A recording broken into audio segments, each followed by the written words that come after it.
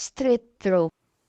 Hello guys! Ang gagawin natin ngayon kung paano magkabit ng RG45 dito sa UTP cable. Ang mga kailangan natin ngayon ay tester, crimper,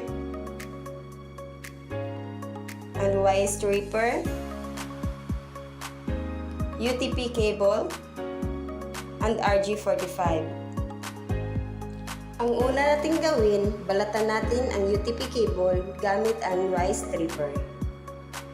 Putulin natin pagkatapos. Ngayon paghiwalayin natin to kasi may apat na pares.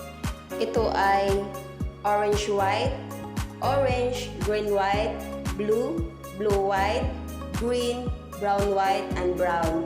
Ito ay magkasunod-sunod ang kulay para ito ay gumana pag gumamit na tayo ng tester.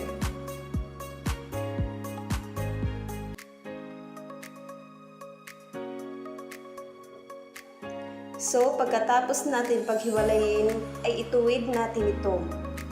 Kapag naituwid, ay kailangan putulin yung pantay na pagkaputol. Okay? Yun, napantay na po na pagkaputol. Pagkatapos ay, ayan, pinantay ko pa rin. Putulin natin ulit dahil hindi pantay ang pagputol natin. Ayan. At ngayon, ikabit na natin si RG45.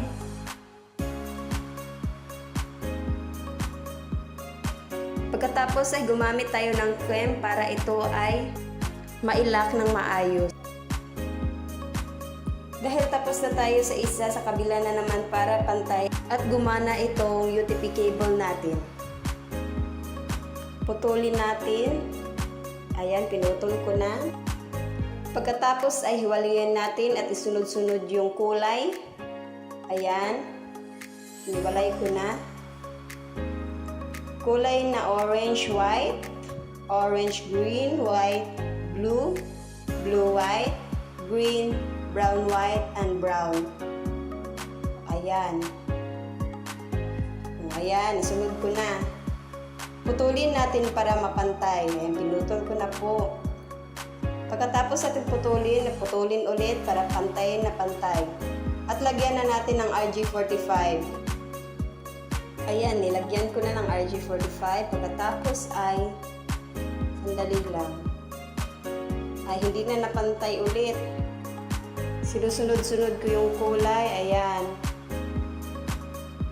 Putulin na natin ulit. Pagkatapos natin putulin ay lagyan na natin ng RG45. Pagkatapos natin lagyan ng RG45 ay tingnan natin kung okay na ba. Ayan. Pagkatapos ay i-crimp na natin ito. Yan, i-crimp na natin.